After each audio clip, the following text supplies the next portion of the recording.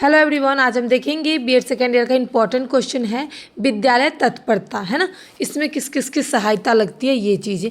तो विद्यालय तत्परता जैसे कि आपको साफ पता दे रहा है कि स्कूल में जो भी बच्चा आता है शारीरिक रूप से, मानसिक रूप से, सामाजिक रूप से, भावनात्मक रूप से, इसमें सहयोग करना ही विद्यालय तत्परता या फिर सहायक सहयोग के नाम से भी हम जानते हैं। वह स्कूल के वातावरण में सीखने के लिए तैयार रहता है, यानी कि तत्पर रहता है। जब कोई बच्चा एडमिशन लेता है स्कूल में, चाहे वो नर्सरी में हो, तो नर्सरी के लिए वो प्रिपेयर होता है। एक उम्र होती है, एक एज होती है जो नर्सरी क्लास के बच्चों के लिए होती है, जैसे 3 साल, 3.5 साल, 4 साल।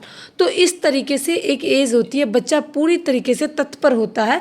उस एज में बच्चा को एडमिशन करवाना या कोई भी चीज़ को पढ़ाना एक एज के अकॉर्डिंग होता है, तो वो बिल्कुल तैयार होता है। उसे हम कहते हैं विद्यालय तत्परता। अभी अगर देखा जाए तो अगर एक बच्चा तत्पर है, यानी कि स्कूल जाने के लिए तैयार है, तो उसमें एक शिक्षक का भी महत्वपूर्ण रोल होता है। एक शिक्षक भी उस उम्र के बच्चों के साथ उसी उम्र के अकॉर्डिंग पढ़ाते हैं, उसी अकॉर्डिंग समझाते हैं। और एक परिवार का भी बहुत ही संयुक्त महत्व रहता है, एक अलग तैयारी रहती है, यानी कि माइंड सेट होता है कि अब एक पेरेंट्स का कि हमें इस उम्र में बच्चों का एडमिशन करवाना है। और शिक्षक को भी होता है कि 3 साल का बच्चा अगर मेरे स्कूल में आ रहा है तो हम उसको कैसे समझाएंगे, कैसे पढ़ाएंगे। तो ये चीज़ें विद्यालय तत्परता ही कहलाती है। पेरेंट्स, शिक्षक और विद्यार्थी, ये तीनों तत्पर होने चाहिए। अब इसका प्रमुख आयाम क्या है? पहला जो है शारीरिक तत्परता। इसमें क्या होता है? बच्चे का स्वास्थ्य, पोषण और मोटर स्किल्स विकसित हो, यानी कि जो बच्चा है वो शरीर से अच्छा हो, स्वस्थ हो और वो अच्छे से चीज़ों को समझ सके, लिखने, बैठने, खेलने योग्य हो। छोटा बच्चा होता है तो लिखने और खेलने और बैठने योग्य होना चाहिए। दूसरा है संज्ञानात्मक तत्परता। सोचने समझने के समस्या को, जो समस्या है चाहे उसका समाधान करना चाहिए, उस क्षमता को बढ़ाना चाहिए। भाषा के प्रारंभिक गणितीय कौशल शुरू हो जाती है संज्ञानात्मक में। तीसरा है सामाजिक एवं भावनात्मक तत्पर। इसमें क्या होता है? दूसरों के साथ साथ घुलना मिलना। बच्चा जब स्कूल जाता है फिर धीरे धीरे उसको बोलना, चलना, बैठना, खेलना, फिर एक दूसरों के साथ घुलना मिलना शुरू कर देता है। नियमों का पालन करना धीरे धीरे शुरू करता है कि हमें ये जाना है, जैसे वॉशरूम जाना है तो बोलने लग जाता है मैम वॉशरूम जाए, पहले वो निक्कर गिला कर लेता था। तो इस तरीके का तत्परता, यानी कि बच्चा तैयार हो जाता है। जैसे कि 4 नंबर में आता है भाषा तत्परता। इसमें क्या होता है? बच्चा धीरे धीरे बोलना सुनता है, सीखता है, उसके बाद वो बोलना शुरू कर देता है, शब्दों को समझना शुरू करके बोलने लग जाता है। तो वो शब्द विकसित प्रक्रिया जो है वो चालू हो जाता है। दूसरा है समावेशी विद्यालय में विद्यालय तत्परता का महत्व। समावेशी यानी कि सभी प्रकार के बच्चे एक ही कक्षा में पढ़ते हैं, एक ही क्लास में, एक ही स्कूल में पढ़ते हैं, चाहे वो डिसेबल बच्चे हो, चाहे वो परफेक्ट बच्चे हो, चाहे जो भी बच्चा हो, वो सब बच्चे इकट्ठा होकर के पढ़ते हैं। और हर प्रकार के बच्चों में विशेष आवश्यकताएं वाले सामान्य विशिष्ट पृष्ठभूमियों के साथ साथ एक साथ सिखाते हैं, यानी कि जो भी बच्चा है डिसेबल विथ डिसेबल, सबको एक साथ जो टीचर है वो सिखाती है। तो हमारा जो शिक्षा है उसको यही कहा जाता है कि बाधा रहित शिक्षा बनाई जाए।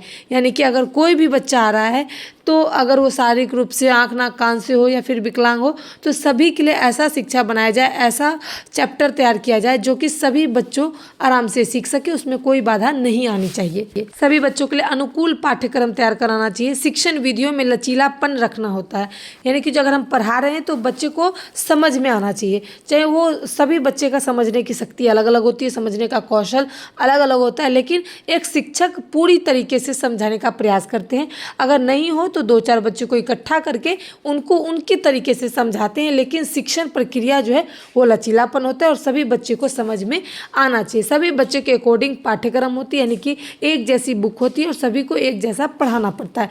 तो ये सब चीज़ों के लिए अगर बच्चा तैयार हो जाता है उसे हम विद्यालय तत्परता कहते हैं, या फिर समावेशी विद्यालय सहायक सेवा भी हम कह सकते हैं। अब सहायक सेवा की कुछ चीज़ें देख लेते हैं। जैसे कि आपको देखें, सहायक सेवा के अतिरिक्त सुविधाएं होती है ना, कि सभी स्कूल में अलग अलग चीज़ें होती है जिससे बच्चों को सिखाने में मदद करती है। जैसे सहायक सेवा के प्रकार है चिकित्सक सेवा, जैसे कि स्वास्थ्य जांच, इलाज, पोषण, नियमित मेडिकल चेकअप, ये सारी चीज़ें होनी चाहिए। यानी कि एक स्कूल में, चाहे वो प्राइवेट हो चाहे सरकारी हो, उसमें छोटी मोटी फर्स्ट एड बॉक्स होनी चाहिए, जैसे कि अगर बच्चे का चोट लग गया तो थोड़ा सा ट्रीटमेंट वो खुद से कर सकते। उसके बाद दूसरा है मनोवैज्ञानिक सेवा। इसमें क्या होता है कि काउंसलिंग, व्यवहार सुधार, IQ और अन्य परीक्षण, यानी कि जो बच्चा खुद से कुछ ना कुछ कर सकता है। काउंसलिंग हो गया, जैसे व्यवहार में सुधार लाना कि बच्चा आया था तो कैसे बोल रहा था, अब डिसिप्लिन में बोल रहा है, कोई कुछ पूछ रहा है तो उसको जवाब दे रहा है। तो इस तरीके की शिक्षा को अगर हम बच्चे को देते हैं तो उसे सहायक सेवा कहते हैं, यानी कि बच्चे को बोलने में, चलने में, उनके व्यवहारिता में, उनके हर चीज़ में मदद करना ही सहायक सेवा कहलाता है। अब हम देखेंगे शिक्षक की क्या भूमिका होती है। शिक्षक की भूमिका होती है बच्चों को ज़रूरतों को पहचानना, यानी कि बच्चे की उस किस समय कौन सी नीड होती है उसके अकॉर्डिंग पहचान करके समस्या का समाधान करना। दूसरा है सहायक सेवा का समन्वय, यानी कि अगर बच्चे को नीड है, अगर प्ले कर रहा है या फिर गेम खेल रहा है, अगर लग गई कहीं चोट तो एक उसके रूप में उसको सहाय करना है। समावेशी कक्षा, यानी कि वातावरण को एक जैसा बनाना है। उसके बाद अभिभावक यानी कि पेरेंट्स से संपर्क भी रखना होता है। उसके बाद जो है निष्कर्ष में क्या होता है कि विद्यालय तत्परता और सहायक सेवा मिलकर समावेशी शिक्षा को सफल बनाती है। जब बच्चा, विद्यालय और समाज तीनों तैयार होते हैं तब सही मानने में जो है वो एक विद्यालय तत्परता या फिर सहायक सेवा केंद्र तैयार होता है।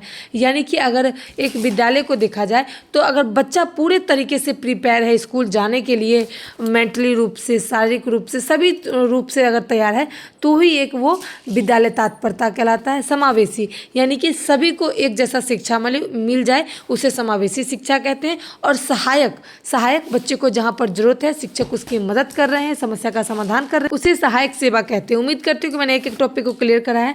वीडियो पसंद आए तो लाइक जरूर करें, नहीं तो जो चैनल को सब्सक्राइब कर लें, दोस्तों के साथ जरूर शेयर करें। Thanks for watching my video.